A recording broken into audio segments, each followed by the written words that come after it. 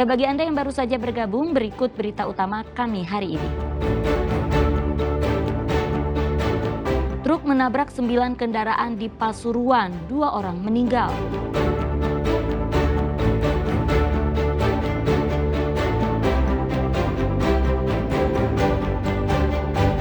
Belasan anak yang mayoritas laki-laki di Tulung Agung dicabuli, 5 tersangka dibekuk. Melawan petugas saat akan ditangkap, pembegal motor mahasiswi di Bangkalan dibekuk polisi.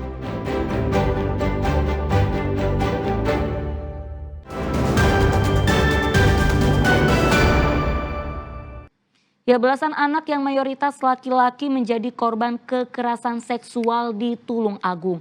Mereka merupakan akumulasi korban dalam 5 kasus dan 5 tersangka berbeda. Rata-rata korban dan tersangka orang dekat, mulai dari keluarga hingga pengajar di lembaga pendidikan. 4 dari 5 tersangka pencabulan anak di bawah umur dibekuk Polres Tulungagung. Seorang tersangka sudah dilimpahkan kepada Kejaksaan Negeri Tulungagung. Kelima tersangka yang tidak saling berkaitan ini dibekuk dalam 2 bulan terakhir. Berdasarkan penyelidikan polisi, korbannya mencapai 19 anak.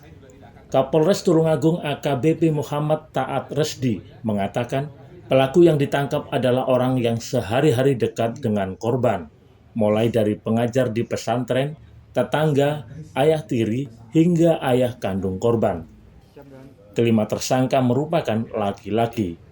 Sementara dari 19 korban, 14 diantaranya adalah anak laki-laki. Sisanya perempuan mulai usia 6 hingga 17 tahun.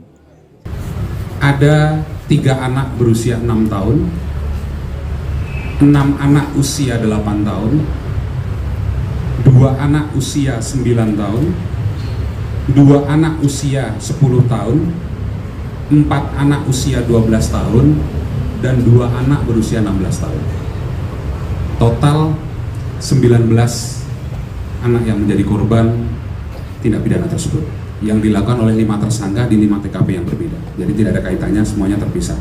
Siang hari ini kami hadirkan 4 dari 5 orang tersangka tersebut karena 1 tersangka berkasnya sudah dinyatakan lengkap dan sudah kami limpahkan ke Kejaksaan Negeri Tulungagung untuk selanjutnya dilakukan persidangan. Kelima tersangka dijerat Undang-Undang Perlindungan Anak dengan ancaman hukuman 15 tahun penjara. Guna proses hukum lebih lanjut, 4 tersangka ditahan di rumah tahanan Mapolres Tulungagung, sedangkan 1 tersangka ditahan di rutan sebab berkasnya sudah dilimpahkan ke kejaksaan untuk disidangkan. Danu Sukendro melaporkan dari Tulungagung. Pelaku begal terhadap seorang mahasiswi di Bangkalan diringkus polisi. Petugas terpaksa memberikan tindakan tegas berupa tembakan di kaki pelaku karena berusaha melawan dengan senjata tajam saat akan ditangkap. Alwani, pelaku begal sekaligus spesialis pencurian sepeda motor di Bangkalan, diringkus tim Satreskrim Polres Bangkalan.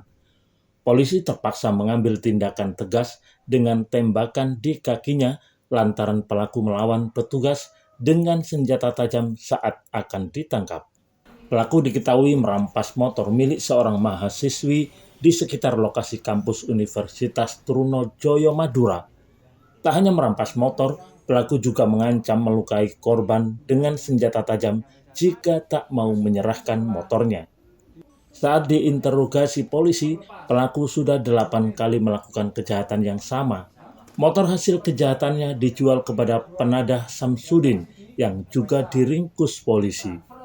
Jadi pelaku pada saat dilakukan penangkapan, dia menggunakan atau membawa sajam,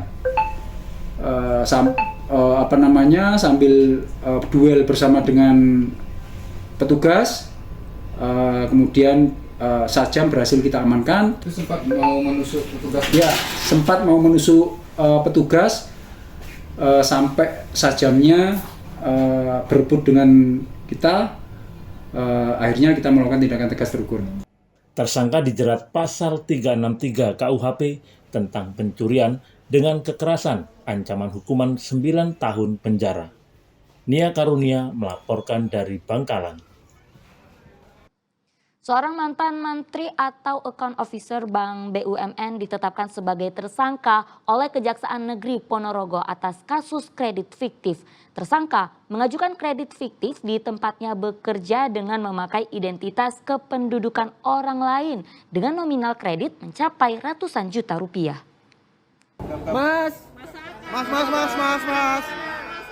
Saka Pradana Putra, 32 tahun, warga Kelurahan Tonatan, Kecamatan Ponorogo, ditetapkan sebagai tersangka penggandaan kartu tanda penduduk nasabah untuk pengajuan kredit fiktif.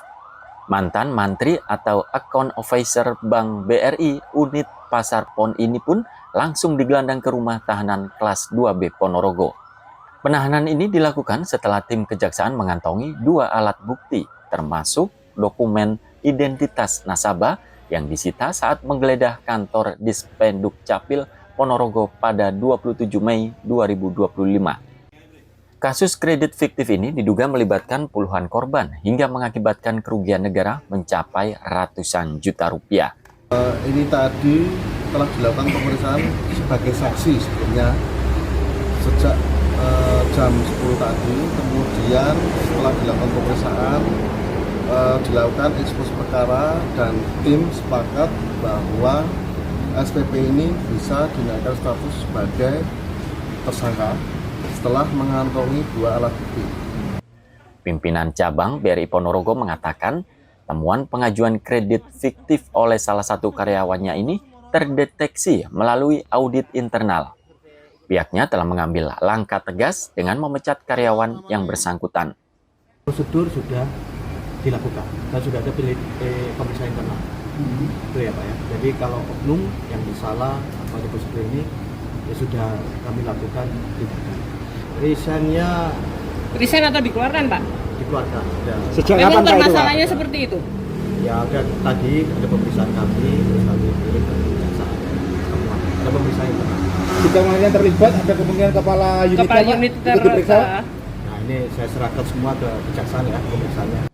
Hingga kini Kejaksaan Negeri Ponorogo terus mendalami jaringan atau sindikat pegawai bank lain yang terlibat atas pengajuan di bank milik ini yang diduga sudah sejak tahun 2000.